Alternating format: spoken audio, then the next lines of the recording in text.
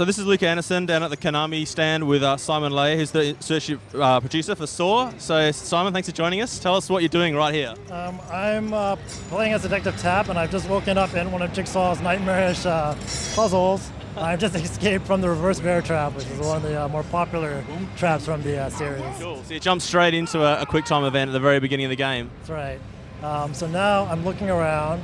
I've got to try to get out of the bathroom. So first I'm just going to try to get out the door, but there's something on the side. It's combination lock, but I don't really know what the combination is. But So you're going to have to find it, I'm assuming. yeah, so Jigsaw usually leaves you everything you need to know to solve his puzzles in the chamber that you're in. So here we've got some writing on the wall. So what happens if I close these doors over here?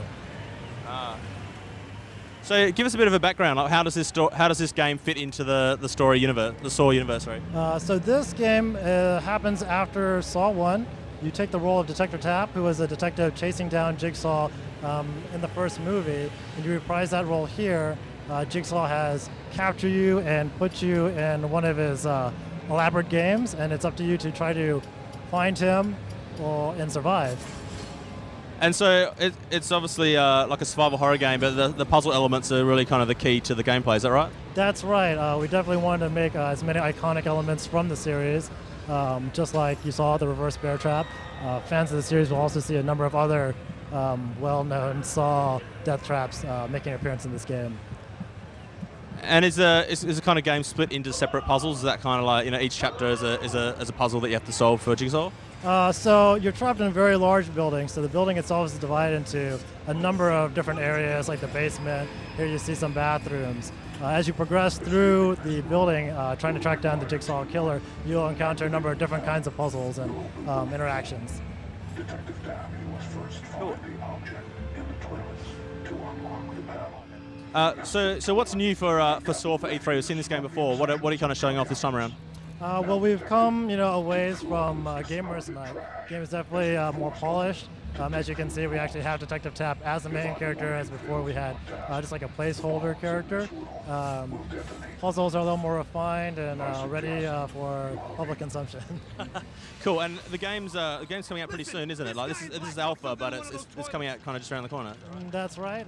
We're tying in with the Saw 6 movie release. Halloween belongs to Saw. And so does this game.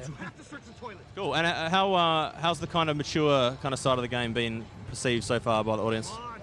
Very well. We've had a lot of happy eyes looking at what they've seen on screen today. We've worked very closely with the designers and producers of the Saw series to make sure that we fit within the canon, within the style and the feel of the Saw universe.